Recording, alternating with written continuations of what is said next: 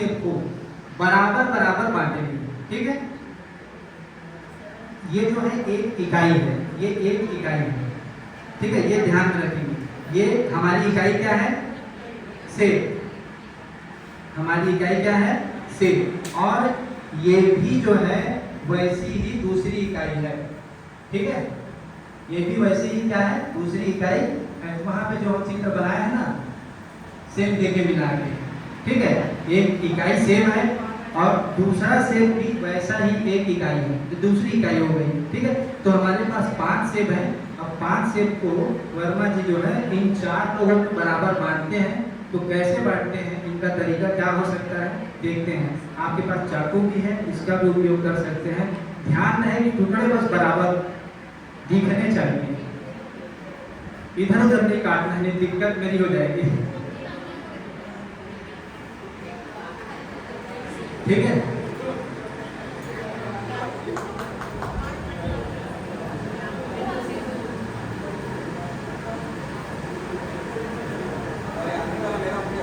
अरे नहीं, आपको देना है, आप बांटने वाले हैं।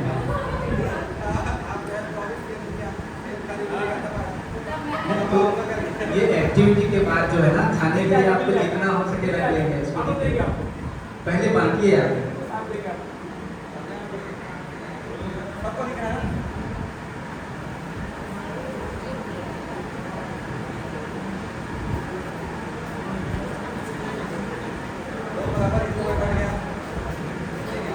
दो बराबर हिस्सों में बटा है। ठीक है, छोटा बड़ा थोड़ा दिखेगा तो मान लेना कि बराबर हो गए।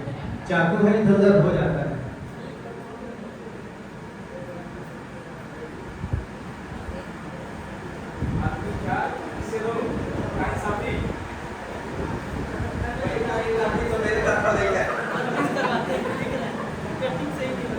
एक से बचा था, एक बांटने के बाद जो है एक ही अतिरिक्त बच गया था, उसको मैं 4 बराबर टुकड़ों में बांटा हूँ।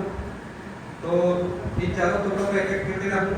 तो एक ऑलरेडी जो उनके पास है पूरा हिस्सा वाला, उनको तो बता सकते हैं कि एक पे करके, लेकिन अब इसको बताने के लिए जो कॉन्सेप्ट का उपयोग करेंगे वो उसी में होगा।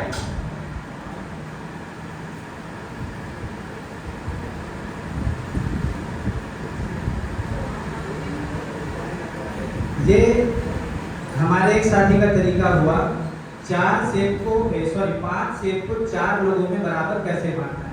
सेब हमारे पास कितने थे? 5 थे। व्यक्ति कितने थे जिनको बांटना था? 4 थे। तो बांटने का तरीका क्या रहा, सर ने अभी बताया।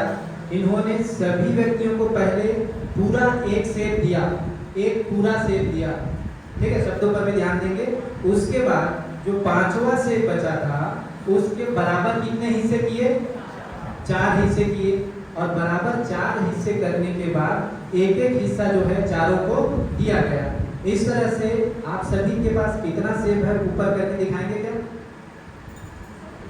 यहाँ देख सकते हैं सभी के पास एक पूरा, एक पूरा, एक पूरा, एक पूरा है। ठीक है, और सभी के दूसरे हाथ में देखेंगे ये वाला जो हिस्सा है वो एक का कौन सा हिस्सा है?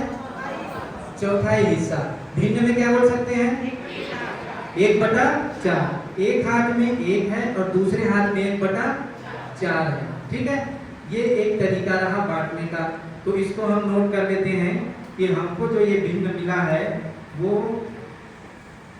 जो मिला है उसको हम कैसे लिखते हैं वो बाद में देखेंगे। हमारे पास एक पूरा था और दूसरा हिस्सा कितना था? 1/4।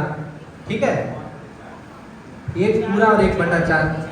अब एक और साथी आ जाए जो इसी काम को दूसरे तरीके से कर सकते हैं क्या, सोच कर देखिए। और जिनको लगता है कि मैं इस काम को दूसरे तरीके से कर सकता हूँ, इन 5 सेब को जो है 4 व्यक्तियों में दूसरे तरीके से बांट सकता हूँ, वो साथी जो है आ सकते हैं। सोच करके देखिए, आ जाइए।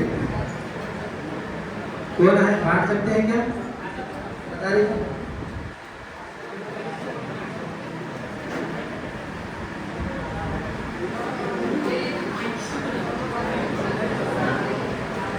अब ये, हाँ पूरा ले लीजिए।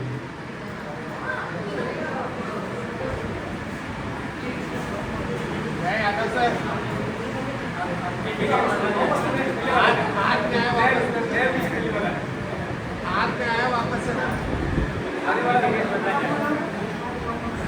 वही है, अभी भी हमारे पास 4 आदमी हैं और पूरा पूरा करते हैं और सेब उतने ही हैं, आदमी भी उतने ही हैं, लेकिन हमारा तरीका जो है वो दूसरा हो सकता है। ठीक है, इसको देखते हैं कि इसको हम किस रूप में देख पाएंगे।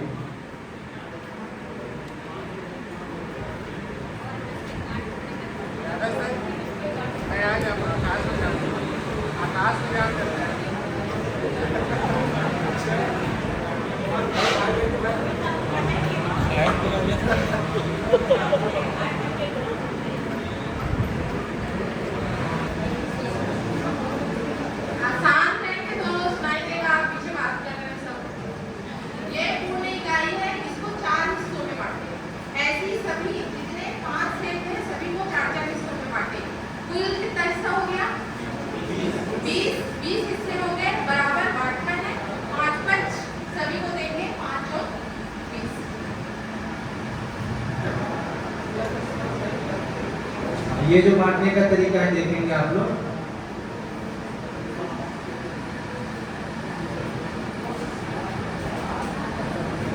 वो अलग अलग कर देंगे, टुकड़ा अलग अलग कर देंगे, एक जैसा दिखना नहीं चाहिए। ठीक है, आप चीज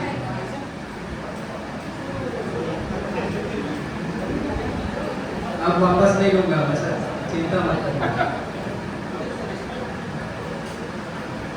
देखिए अब क्या दिखाई दे रहा है आप लोगों को? सेब कितने थे हमारे पास? 5 थे, उतने ही थे जितने पहले थे। ठीक है, और आदमी भी हमारे पास जिनको बांटना था वो भी वही लोग खड़े हैं आपके सामने, 4 लोग जिनको पहले बांटा गया था। ठीक है, लेकिन इस तरीके में क्या हुआ? दूसरे वाले तरीके में सभी को जो है जितने भी सेब थे उनके बराबर कितने हिस्से किए गए जितने व्यक्ति हैं। 4 आदमी थे तो एक सेब के 4 हिस्से, इसी तरह 5 सेब के हमने 4-4 हिस्से कर दिए और सभी को बराबर बराबर बांटने पर हम ये देख पाते हैं। आप लोग दिखा पाएंगे क्या आपके पास कितने टुकड़े हैं? सभी के हाथों में देख सकते हैं आप 2, 3, 4 और 5। ठीक है, तो इस तरह से सभी के हाथ में कितने टुकड़े हैं? सेब के 5 टुकड़े हैं और सभी को बराबर बांटा गया है कि नहीं बांटा गया है? 5-5 टुकड़े सभी को मिले हैं। इसका मतलब ये है कि बांटने का काम जो है अभी भी क्या हुआ है? बराबर ही हुआ है। अब एक व्यक्ति के पास जितना सेब है उसको हम भिन्न के रूप में अगर लिखें तब क्या लिखेंगे?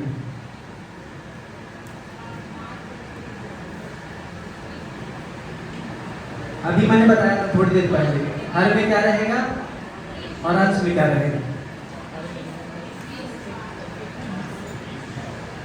एक इकाई के कुल हिस्से देखना है आपको। एक इकाई के कुल हिस्से कितने हुए?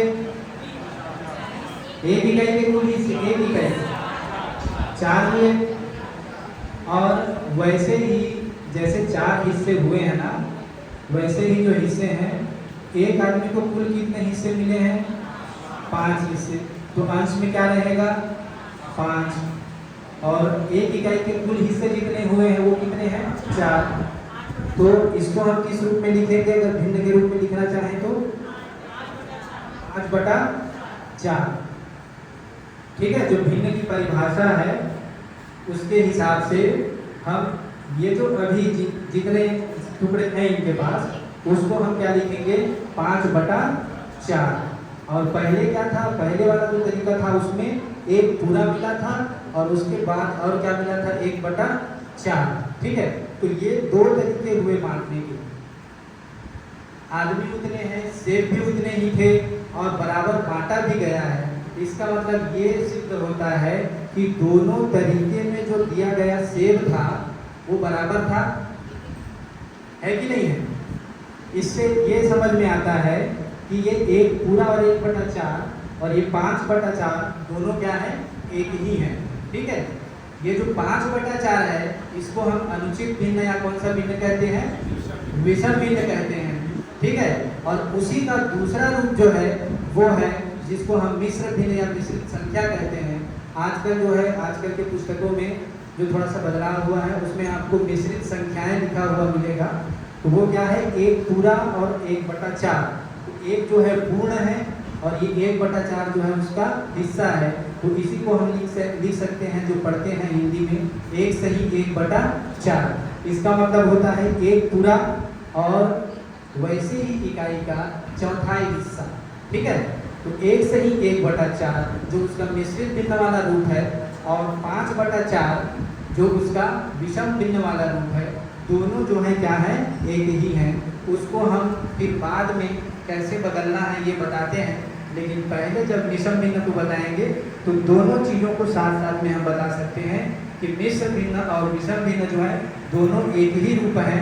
उनको लिखने का या प्रदर्शित करने का जो तरीका है वो क्या होता है, अलग होता है। जैसा कि आप सभी ने प्रैक्टिकली देखा कि पहले वाला जो तरीका था बांटने का, वो जो था वो कौन सा भिन्न वाला तरीका था, विषम भिन्न वाला तरीका था।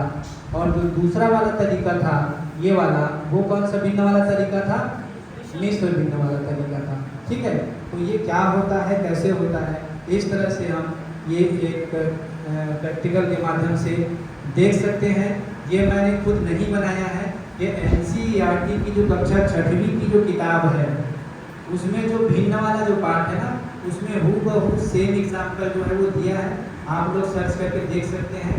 NCERT कक्षा 6वीं में जो फ्रैक्शन होगा, भिन्न होगा, उस यूनिट में सेम एग्जाम्पल दिया है, उसको मैंने यहाँ पे प्रैक्टिकली करके दिखाया है। ठीक है, इसके माध्यम से जो है हम विषम भिन्न की बात कर सकते हैं। और इससे पहले जो यहाँ चित्र बना था